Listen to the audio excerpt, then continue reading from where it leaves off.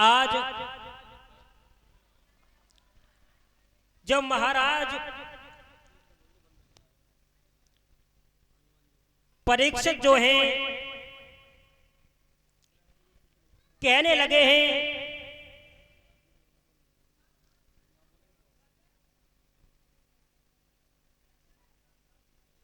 आप हमें कोई मुक्ति का साधन बताइए। उसी समय सभी लोग आपस में विचार विमर्श कर रहे हैं। उसी बीच में सुखदेव जी का आना हुआ है। भक्तों, ये सुखदेव जी कौन थे? ब्रह्मा के हुए हैं वशिष्ठ, वशिष्ठ के शक्ति, शक्ति के पराशर और पराशर के वेद व्यास और वेद व्यास के पुत्र थे सुखदेव। ये पूर्व जन्म में एक तोता थे, तोता। और जो गोलोक धाम में श्री राधा रानी के पास में रहा करते थे, उनकी चरणों की सेवा करते थे। एक बार राधा रानी ने कहा है, हे सुख, तुम पृथ्वी पर चले जाओ और पृथ्वी पर जाकर के जन जन में भागवत धर्म का प्रचार करो। वो सुख कहने लगे हैं, हे मैया, मैं तुम्हारी सेवा को छोड़ करके कहीं नहीं जा सकता और आप मुझे न भेजिए। लेकिन राधा रानी ने कहा है, नहीं, मेरा आदेश है, तुम चले जाओ। उसी समय ये वही सुख पृथ्वी पर आकर के एक अंडे के रूप में लहरने लगे हैं। सूत जी समझाते हैं सौनकादि ऋषियों,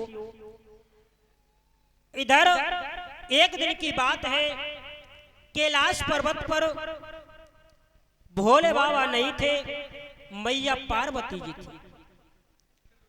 उसी वक्त देवर्षि नारद का आना हुआ, क्योंकि नारद का काम है इधर से उधर करना, एक दूसरे में झगड़ा कराना। देवर्षि नारद ने सोचा है कि मैया पार्वती और भोले बाबा में काफी दिन हो गए, झगड़ा नहीं हुआ है, आज चल के झगड़ा कराते हैं। जब चले हैं, आए मैया पार्वती के पास में, और जब मैया पार्वती के पास में आए, बड़े प्रेम से मैया पार्वती ने आसन दिया है, बिठाले हैं और कहा है, नारद क्या बात है, आजकल तुम आते जाते नहीं हो, हैं? काफी दिन हो गए, काफी समय के बाद में तुम आए हो। देवर्षि नारद कहने लगे, मैया वो बात नहीं है, हम आपसे बड़ा प्रेम करते हैं, लेकिन मैंने आजकल कहीं आना जाना बंद कर दिया है, क्योंकि अब किसी के अंदर प्रेम तो रहा नहीं, प्रेम कम हो गया, इसलिए मैंने जाना आना बंद कर दिया है। अब तो पार्वती कहने लगी, नारद प्रेम नहीं है? अरे मुझ में और भोले बाबा में तो बहुत प्रेम है? प्रेम है, हाँ, प्रत्येक बात उनकी मालूम है मुझे, और जो प्रतिदिन भजन करते हैं, पूजा पाठ करते हैं, जो मंत्र जपते हैं, वो मंत्र भी मुझे बता देते हैं। देवर्षि नारद कहने लगे, मैया एक बात बताओ, कभी आपको यह बताया है कि जो भोले बाबा के गले में मुंडों की माला पड़ी है, उसमें मुंड किसके हैं? पार्वती सोचने लगी, नारद ये तो नहीं बताया, लेकिन मैं पूछ लूंगी आज।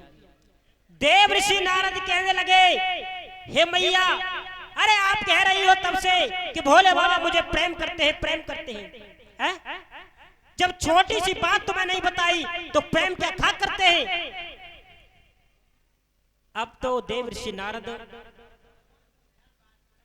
रुई की ढेरी में चिनगारी लगा करके चल दिए और कहने लगे मैया मैं जा रहा हूं और फिर अतसी गिराऊंगा।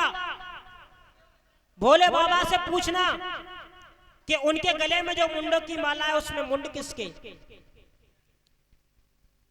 देवर्षि नारद चले और जैसे ही बाहर निकले गुफा से और उधर से भोले बाबा आए। भोले बाबा ने देखा नारद जा रहे हैं, समझ गए कुछ न कुछ गड़बड़ करके आ रहे हैं, क्योंकि नारद का काम ही यही है। देवर्षि नारद पीछे देखते जा रहे हैं और कह रहे हैं भोले बाबा अरे जल्दी जाओ, अति शीघ्र जाओ, मैया पार्वती तुम्हारा इंतजार कर रही है। चले गए। भोले बाबा इधर आए तो मैया पार्वती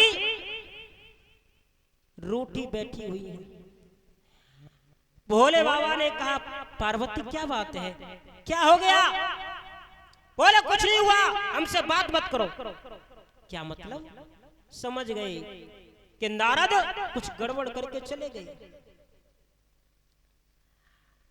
पूछने लगे पार्वती बात क्या है? बोले कोई बात नहीं है, मैं जा रही हूं अपने पीहर, मुझ पर तुम्हारी ये भांग नहीं घुटेगी। तुम ऊपर से भी काले हो, अंदर से भी काले हो, क्या हो गया? बोले कुछ नहीं हुआ, मैं जा रही हूं तुम्हें छोड़कर। पार्वती ऐसा क्या हुआ? मैंने तो कुछ कहा नहीं।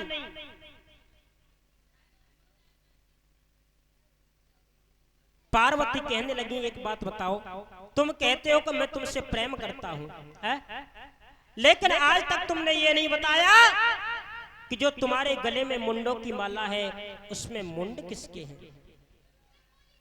सूत जी समझाने लगे हैं शौनकादिक ऋषियों। भोले बाबा कहने लगे पार्वती ये न पूछो, ये सब तुम्हारे ही मुंड है। तुमने जन्म लेती गई मरती गई, जन्म लेती गई मरती गई, और वो मुंडों की माला मैंने मुंड ले लेकर के ये माला को बनाया है। पार्वती बोली भोले बाबा एक बात बताओ, हम जन्म लेते गए और मरते गए, लेकिन बुरा मत मानना तुम अभी तक मरे ही नहीं। भोले बाबा कहने लगे पार्वती ये क्या कह रही हो तुम? बोले हाँ हम मरते गए जीते गए लेकिन तुम मरे ही नहीं। भोले बाबा कहने लगे पार्वती हम अजर अमर हैं, हमने अमर कथा को सुना है। क्या मतलब? बोले हाँ। ये अमर कथा क्या होती है? उसी समय पार्वती कहने लगी है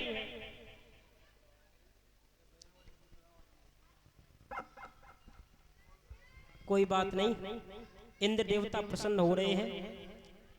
सभी भक्त भगवान का भजन बोले तालियों की सेवा करते हुए।